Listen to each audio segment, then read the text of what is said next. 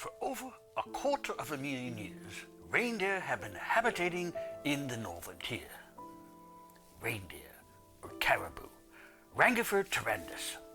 We have learned much about these creatures over time, but there is still more yet to be discovered. You know Dasher and Dancer and Prancer and Vixen, Comet, Cupid, Donner, and Blitzen. But do you recall the most famous reindeer of all? Rudolph. Rudolph was a red-nosed reindeer with a very luminous nostrils.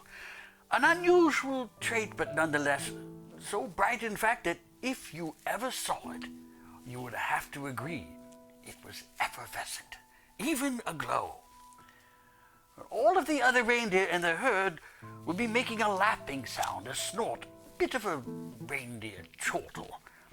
They would bleat and call towards Rudolph, letting him know he was not the dominant bull. They never let poor Rudolph join in any herd rituals. The scraping of the bark, the smashing of the wootberry, antler rubbing. Then, one foggy Christmas Eve, during the ancient Yuletide, the air was especially thick. Heavy condensation lay in the valley.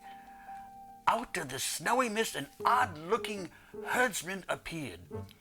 He was amply bearded, all dressed in a long coat of red with ivory trim.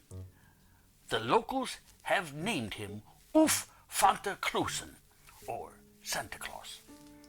He looked over at the grazing reindeer and bellowed right at Rudolph. Rudolph!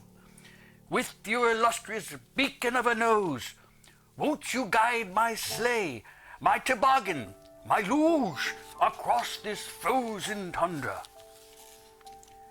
And then the other reindeer seemed to sense a change in the hierarchy. Rudolph had bested the other bulls and shown his dominance with a simple display of flared and irradiating nostrils. The herd bugled in chorus with glee. It was unusual behavior for wild caribou, but this Rudolph, this reindeer, well, Rudolph the Red-Nosed Reindeer, you'll go down in history. Probably as part of the Wisconsin glaciation in the Mesolithic or Neolithic period, but undoubtedly more than 250,000 years ago, not that far from this very spot. Next week, we take a look at the Arctic musk